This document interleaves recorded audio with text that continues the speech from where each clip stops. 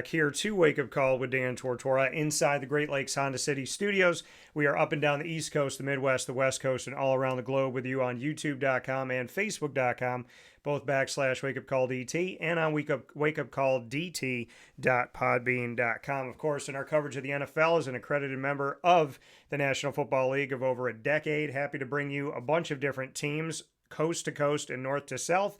And of course, the Jacksonville Jaguars throughout the years, as well as my hometown of Syracuse, New York. Well, this gentleman that's picture in picture is representing both Mr. LeQuint Allen Jr. LeQuint, how we doing? Yes, sir. How you doing today? I'm doing very well. You know, that smile never changes, man. Do you ever stop smiling? Nah, only when I play football. That's it. Only when I play football. You know, one of the stories that I talk about the most with you is when we bumped into each other at Taste of Syracuse. And Yeah. there's a bunch of people. I was with my dad, and I shook your hand. You're like, my guy. And you gave me a hug. And my dad's Yes, like, sir. who's that? I said, that's your top running back right there. So, you know, do you miss Syracuse? You miss being around the Oh yeah, people? for sure. Definitely miss Syracuse, the family and things like that and the community, how couldn't I? But, just gotta stay on the grind and, always get back to them, always be there for the community. And that's what I'm gonna do. You know, when you got drafted, and I appreciate that and I respect that, and I know you're a stand up guy, getting drafted in 2025, round seven, pick 236, you know, in my opinion, that was a steal of a steal of a steal to get you in round seven. When you're a seventh round pick, people around the country might say, oh, these guys are going to make the team. They're going to be journeymen. They're going to be practice squad guys. But a guy like yourself that's done so many things in college, I knew the value you brought to an NFL team. When you saw round seven, pick 236, what was your reaction? My reaction was, number one, thank you to God, he gave me an opportunity. And number two, once I touched down, it's time to grind, it's time to work. I didn't really label myself as a 236 pick or a round seven pick, I'm a football player and whatever, role the team needs me to do, that's what I'm gonna do at the highest level. Yeah, and when you see that, you know, there's something that I paid attention to when you were up at Syracuse, and that was your willingness to not only be a guy in the backfield at running back, but that you were willing to go on special teams, willing to do punt returns, kick returns, and I kept thinking to myself, he's really smart to know that if he shows his value in multiple spots, he'll find his way on an NFL roster. And people started talking about your abilities, your versatility, and all these things that you can do that was going off of that. So when you reflect on Syracuse, how grateful are you that you had that mentality and that opportunity to say, listen, I'll do punt return, kick return, wherever you need me? Yeah, I think it started back in Syracuse when we had Sean Tucker. Sean Tucker was the starter, and I had to play special teams, and I was willing to at the highest level. Kick off, kick return, whatever, punt return, whatever coach needed me to do. And it just goes back to that year. Whatever coach needs me to do. Whether it's special teams or playing running back, that's what I'm gonna do, and do it at the highest level, and make some plays for sure. Did the Jaguars give you any thoughts on that? That, you know, hey, we drafted you, we brought you in because we saw that you've been good in so many different areas. We've seen that you can make good decisions in the return game, that your hands have been good, that you take care of the ball, not just in how you return the ball, but in the fact that you field it well. Did they speak with you about seeing you on special teams and that being something that stuck out to them? Yeah, I would say in the aspect as, just building trust every day and just showing them that I know what I'm doing, and that they can trust me. And I think that's the biggest thing is building that trust and, being that guy that they're looking for in those, aspects of the game. It had been a very long time since Syracuse had a 1,000 yard back, and they got it with Sean Tucker. Then they got it with you in back to back seasons in 2023, 1,064 on 245 carries, and then 1,021 in 2024 on 228 carries, 16 touchdowns in your last season at Syracuse, and nine the year before that. And I don't know if you know this, I might have told you this, but you getting 1021 made perfect sense to me because of our relationship, and 1021 is actually my birthday. Yeah. So bring me For into being sure. a back-to-back 1,000 yard back in college at a school that had not seen a 1,000 yard back before you and Sean Tucker. It was Jerome Smith, and it had been a long time. Yeah, for sure. I think just want to change the program around. You know, just knowing that the community, how big the community is on the Syracuse Orange. You know that Block S. You know, you just want to how it was going. You wanted to come in and change it, and keep it going. And I feel like that's where it's going now. You know, Fran's doing a hell of a job over there, keeping those boys straight, and that's a big family over there, and they work together. And they win together for sure.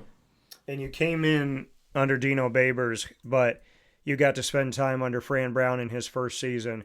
What were your takeaways that you took from going from Dino to Fran, and how did that prepare you for the NFL to go through those two coaches? I feel as though they're both hell of a coaches, and I learned things from both of them. Just different styles. Different people. Everybody has different personalities and things like that. I just had to pick different coach points from Coach David and pick different coach points from Coach Fran and put it into my game.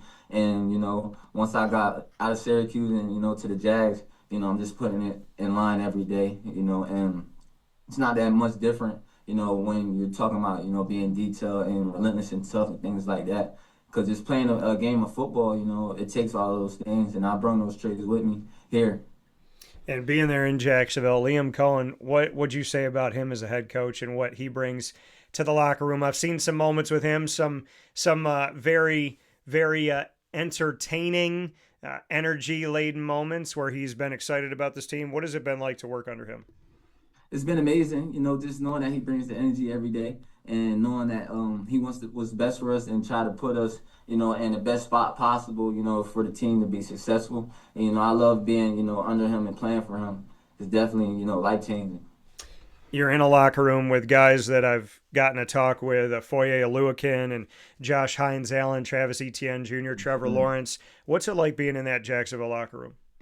It means a lot, just being around true vets, being around guys that, doing it day in, day out, for years. And, it's being acknowledged for it, all across the league. And, just wanting to be in their shoes one day and, just learning from them every day. It means a lot to me just knowing, I have so much more to grow. And, it's just the sky's the limit. Your quarterback, it was your adversary in college. So what's it like working with Trevor Lawrence, who came from the Clemson Tigers, to be with him in Jacksonville, and just what the experience has been like having him be your quarterback? It's been amazing, being able to protect them and things like that, and learn, the game, certain parts of the game from him. He's a very great guy, great and smart guy too. But just being able to step up, protect, be a check down for him, an outlet for him, anything that he needs. It's just been amazing to be out there with him and things like that, and being able to take some wins with him, man. You said something right there that I thought was extremely important that people don't focus on enough. You said it's great to protect him. That part of your game, Good. being a running back that's not just wanting the ball and to carry that ball all over the field, but to be a running back that is going to protect his quarterback, be that extra blocker. How much have you worked on that, and where would you say you are in being a running back that a team can trust to pick up that guy that may be uncovered coming after your quarterback? Yeah, I've been working on it a lot, and I love doing it. I love being physical, stepping up and holes, blocking linebackers. Blocking big time linebackers that the league think they're big time linebackers. So I love to be able to have that matchup and be able to block them and make help the O line have a great pocket. So Trevor can deliver a dime. But I think that's what people sometimes forget and don't look at. Is the protection of it, and not just running the ball and receiving the ball, but blocking and things like that. That's just taking a game to the next level, and that's what I'm trying to do. Not just trying to worry about running the ball and catching the ball and running routes too, but also protecting and all phases of the game. And as we look at that in your role, we saw this team have Travis Etienne Jr. and Tank Bigsby. Tank gets traded to the Philadelphia Eagles early on this season, and then you get drafted in the same draft as fellow ACC player, Virginia Tech Hokies alum Basil Tootin. When that move happened where Tank left, what was said to you, or was anything said to you about the growing role that you might have with this team, knowing that it's now Travis, Basil, and yourself?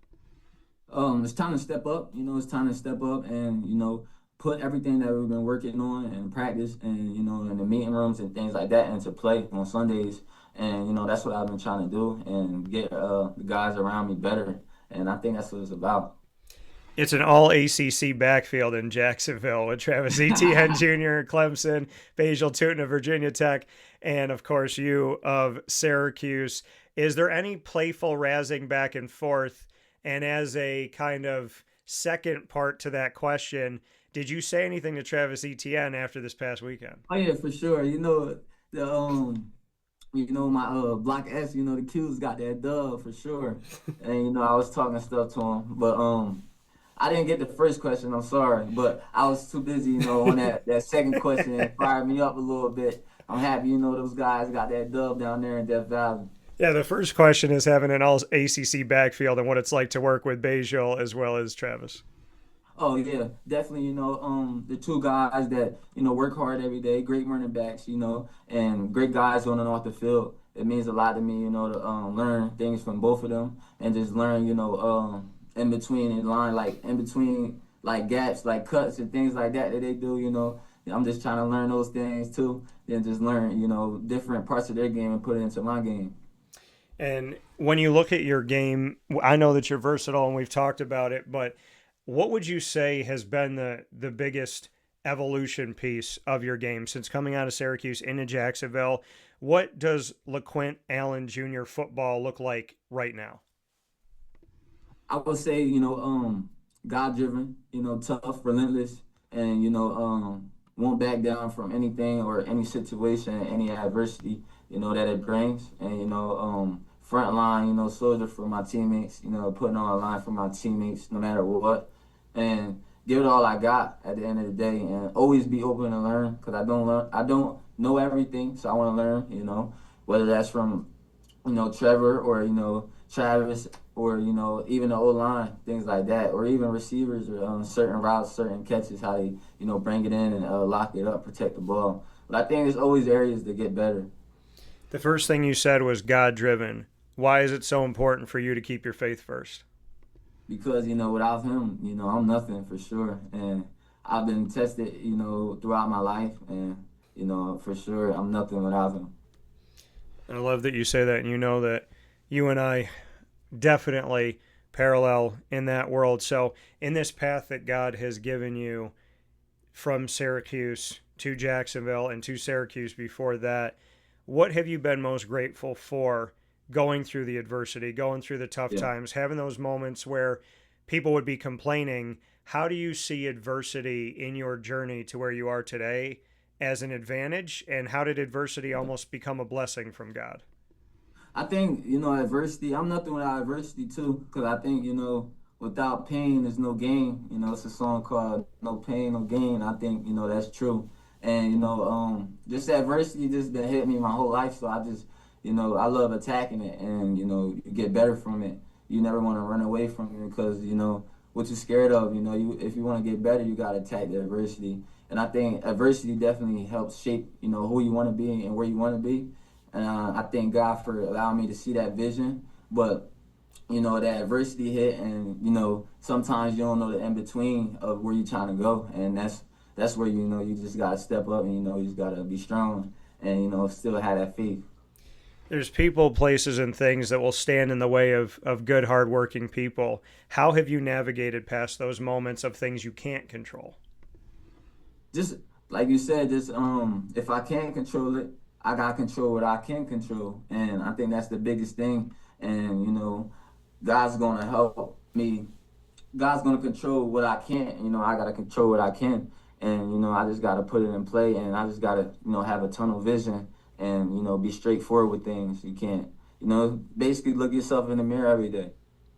I come from LeQuint Allen Jr. here on Wake Up Call with Dan Tortora inside the Great Lakes Honda City Studios. Before I let you go, I do want to play some rapid fire with you and let you do something that you never get to do, which is ask the questions. But before we do that, LeQuint, I do want to check in with you because you and I didn't get to talk about this yet. Bring me into the moment that you found out you're going to be drafted, who called you, just how that whole series of events went from working out to like, did you work out with the Jaguars and So then bring me into that? I did the combine and then I did the pro day. I actually messed up my leg, so I didn't run the 40, and I think that kind of dropped my stock a little bit, because a lot of teams wanted to know how fast I truly was. They knew I was versatile and things like that, but they just wanted to see how fast I was. But got past that and didn't run at the combine or the pro day, and I just worked out. And I actually didn't meet with the Jags that much, and when they called, it was kind of surprising. And then my cousin, actually played for the Jags not too long ago, in around 2020, around 2019. So, it came full circle, and I was happy to be a Jag that day for sure. How did you find out? Like, was it your agent letting you know? Did somebody call you directly? What was that moment like? Oh nah, it was in the draft room. They called me, and I answered it, and it was Coach Corner, and I was a Jag that day. You said you're now. I've been covering the Jaguars and got to spend what 13 years at least inside the locker room getting to know these guys. Who's your cousin that was back there in 2019-20? Rockwell Armstead. Okay, all right, Raquel Armstead. He's also a running back too. Yeah, running back from Temple, right? Yep. Yeah, yeah. I actually got to talk with him, so I got to be around him when he was in Jacksonville. So let's go into rapid fire, LeQuint. We've got to talk about Syracuse and Jacksonville. Now we could talk about whatever you want. You get to ask me the first question. What do you got? What's your favorite Syracuse moment of all time? Syracuse football. My favorite Syracuse football moment of all time? Yep. Man, that's a good question. That I've lived in, I would say Camping World Stadium, 2018. Team goes 10-3 for the first time in forever. Eric Dungy and I talked about it after the game, and that's where he was very emotional. I actually have a framed picture of when he cried after talking about his career with me after that game. And just a great human being. God bless his father in heaven and his mom and his brother and sister and everybody that's with him. And then, I would have to say probably Syracuse winning at Death Valley this past weekend because they had never done it. For sure, that's tough. Definitely. I'm glad I was able to see that too. I was happy when I seen that. Yeah. My question back to you, LeQuint, is okay. 3-part question. You can go anywhere in the world that you've never been to before. Where do you travel to? You could bring one person you know, and you could bring one celebrity. Where are you going? Who you taking? I would probably go somewhere in South America. I'll probably go like Brazil or something. And I would bring my mother. Okay. And what celebrity? And I would bring I'm trying to think. I don't know. I would bring somebody for her though, whoever, she would want to come. But if anything, I would probably bring Barry Sanders. Get some tips from him. All right. Fair enough. That's a good guy to get tips from. What's your next question for me? I would say, how many states you lived in before? So I've traveled to many, but I've lived in Pennsylvania, New York, and Florida. Florida's actually become a second home. So in the work that I've done with the Jaguars, the Bucks, the Dolphins, the Rays, UCF, South Florida, Miami, Florida State, and the high schools, it's actually become a second hub of our company. And so we actually have residency in both places, which is awesome. And it's been great. So Florida's still, Florida's home number 2 for sure, but I think the Carolinas have stepped up a bit as well and gotten to do some work there. My question back to you, LeQuint, I'm going to put you on the spot. So you're recruiting Fran Brown. What position do you put Fran Brown on a football team? And what is the first thing, if you could give any piece of advice to Fran Brown, what advice do you give to him, and what position do you have him play? I would play close at definitely in the secondary. He's expert at the secondary positions. Whether that's safety or corner, or that nickel spot. Anywhere in the secondary. And then I would tell him, keep that same drive and just keep being him. Because I think that's what it takes to be successful in this industry. And just being able to be yourself in different rooms and things like that, that means a lot. You know, you can always be yourself and never change. And I think, you know, that's what I would tell him. You know, the same thing on the football field, just be yourself and, you know, everything's gonna be smooth. I love that. All right, you got one final question. What is it? What's your dream? Man, I'm living it. But if you Okay. want, but you know, more than anything in the world of being a broadcaster and some screenwriting and acting and different stuff I've gotten to do and working in music and whatnot. If I mean, I think the biggest thing for me would be to find myself a good woman, have myself a family, have the opportunity to be a father and to lead a household. I would say that that's been the dream above all the dreams pretty much my whole life. For sure. All right, my question back to you, Quint, my last one for you. Man, that's tough. I haven't talked to you in a minute, so I got like 100 questions in my head. So my last question for you is, let me see here. All right, so I'm going to ask you to be a screenwriter for a minute. Okay? Okay. You're going to create a movie, and you and I have been Mhm. around each other for years. You know my personality, you know what I stand for, and same with you. So we're going to be in a movie. Yep. We're going to be superheroes. You got to decide what superpower you're going to have, what superpower I'm going to have, what Mm. what city we protect, and what villain we face. Okay. That's a good one. So let's protect New York City for sure. Let's protect New York City. Okay. And then my superpower, I'm like time traveling and like I can read your mind at the same time.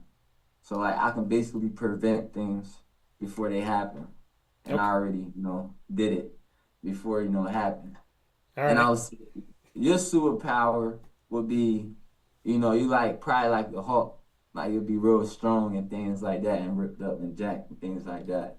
All right. And the villain, I would say, the villain, he has like a mini army type. Like he's not really the one doing it. It's like he got like a couple people with him, like a mini army. And then so my idea is I'm gonna try to figure out their plan and things like that. And you're gonna be, taking care of the army. And then I gotta figure out how the boss of them, what's his next move so we can take them down together. I love that. So I'm taking care of the army while you're working through his plan, trying to figure it out, able to time travel Yeah. to stop certain things. So the brains and the brawn, literally. So Yeah. I like that. With that being said, LeQuint Allen Jr., Syracuse alum, Jacksonville Jaguar running back, wearing number 36. And of course, we're here on Wake Up Call with Dan Tortora inside the Great Lakes Honda City Studios. The last thing that I will have, you'll get the last word, but I have to say this to you, LeQuint, because, life is precious and you never know when you're done. So I want to say this to you right now because I have the opportunity to look you in the eye and say it. Yeah. It has been easy for me to promote a person like you. It has been easy for me to Appreciate talk that. with you. It has been easy for me to tell people about you and to root for someone like yourself. Your character, your faith in God, your consistency, your humbleness, and remembering the people that were there with you along the way that have always believed in you. So keep that smile, keep your spirit, keep your work ethic, and just know that God has your back, and there's not a single person on this planet that will ever stop you because you got it all inside and you don't need anything else but you and the big guy. And it's an honor, in my opinion, to be able to know you and to tell people that because I, be more than anything else, I'm like, man, I love shaking his hand and giving him a hug because you're just a different type of guy. And I want you to know that. Yeah. I appreciate that, man. Yes, sir. So you get the last word. You could say anything to Duval. What do you want to say? Duval. Awesome, brother. Thank you. I appreciate you. Thank you.